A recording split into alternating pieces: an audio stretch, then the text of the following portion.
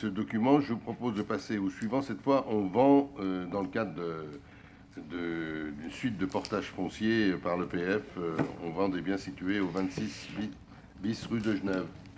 En fait, monsieur le maire, c'est un avenant. Je vous ai déjà présenté ce projet, Oui. donc c'est au Baron de Loé. Nous avons déjà voté, c'était le 9 septembre 2021. Donc il s'agit de la même délibération que l'on a votée avec un report de réitération. Voilà.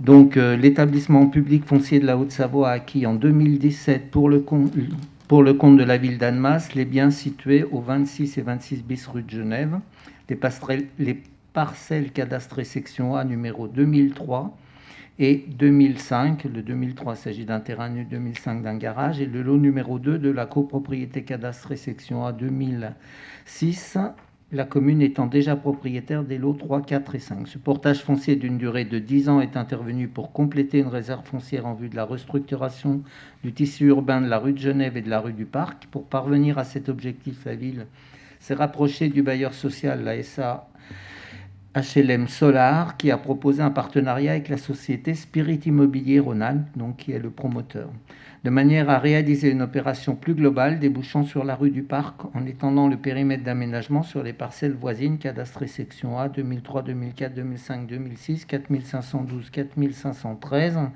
C'est ainsi que le permis de construire, je vous passe le numéro, était délivré le 9 décembre 2019 à la société Spirit Immobilier Rhône-Alpes pour 56 logements et 4 locaux commerciaux répartis sur 2 bâtiments. Le dit permis de construire a été prorogé le 24 mars 2022.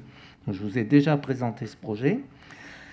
Et par délibération en date du 9 septembre 2021, le conseil municipal a approuvé la conclusion d'une convention tripartite valant promesse de vente entre l'EPF 74, la ville et la société Spirit Immobilier, fixant les modalités de vente à intervenir par l'EPF et la ville, puis entre la ville et Spirit Immobilier pour les biens ci-dessus désignés.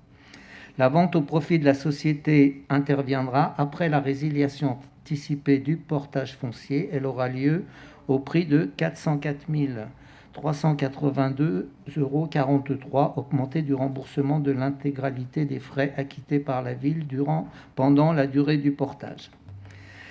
Cette convention tripartite donc, a été signée le 21 décembre 2021. Elle fixe une réitération par acte authentique au plus tard le 31 mai 2022, qui approche. Cependant, la vente ne pourra pas se réaliser dans les temps en raison de la non-résiliation d'une des conditions suspensives liées à la libération de la propriété de la ville au 26 terre rue de Genève, incluse dans le périmètre de l'opération. En effet, une procédure a été engagée à l'encontre du locataire qui se maintient dans les lieux. C'est dans ce contexte qu'il convient d'approuver la signature d'un avenant à la convention tripartite afin de reporter la date de réitération de la vente au plus tard au 30 juin 2023. Donc voilà, nous sommes dans l'obligation de faire cet avenant parce que nous n'avons pas réussi à libérer les lieux, tout simplement. Alors, je vous passe sur les procédures. On va entamer les procédures nécessaires. Il y a eu des propositions de relogement. Voilà, tout est fait dans l'ordre, mais c'est long. Dans l'ordre et dans le respect du locataire, qui ne donne aucun signe de vie, qui ne retire rien de... Voilà.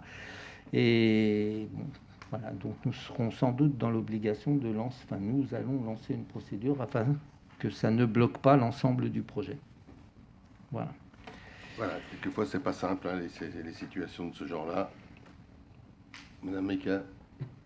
Juste en constatation, 2023 c'est loin. Il faut espérer que le promoteur immobilier soit encore ici. Et combien ça coûte à la ville du coup cette prolongation de mise en EPF ?